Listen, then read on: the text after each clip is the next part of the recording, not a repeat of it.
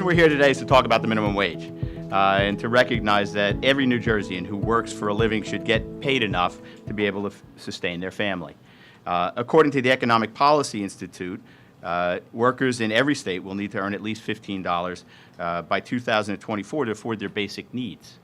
When we're talking about luxuries, we're talking about necessities like food and clothing.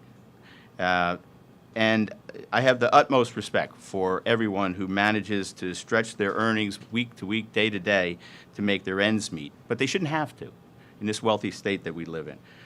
We don't want families to survive. We want them to thrive, to live comfortably and not to have to struggle to provide for themselves and for their children.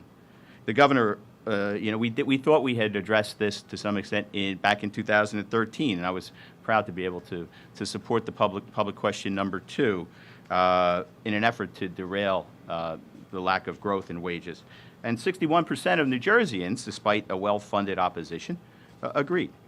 We raised the minimum wage from $7.25 to $8.25 and tied it to the CPI. But the truth of the matter is that it hasn't worked well enough. Today's $8.60 an hour is, as the governor had pointed out, below near 20 states that have higher minimum wages. Another 9 states are working on getting their minimum wage to between $9 and $15 by 2022. And we Democrats have already made it clear that we support raising the minimum wage. I'm here today to reiterate that support for increasing the minimum wage and to commit to working to make real progress on that front. New Jersey's middle class is in decline. We have no option but to confront this head on.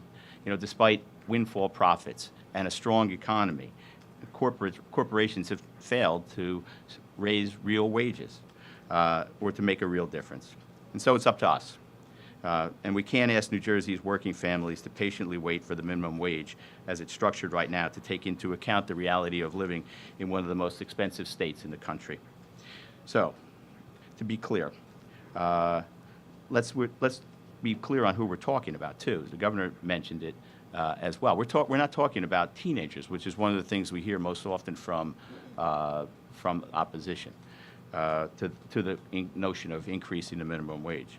According to the recent report by the New Jersey Policy Perspective, 92% of affected workers are adults of 20 years or older, and with about 65% of them working 35 hours a week or more. So when we talk about who should benefit from an increase in the minimum wage, we're talking about adults, heads of households, and those who work 2 or 3 jobs to pay the rent and put food on the table. What we're really talking about is the backbone of New Jersey's economy, workers who deserve their fair share.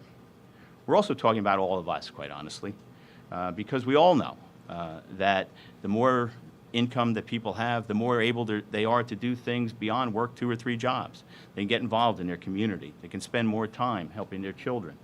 And candidly, from a business perspective, they'll have more money to spend to help grow the economy.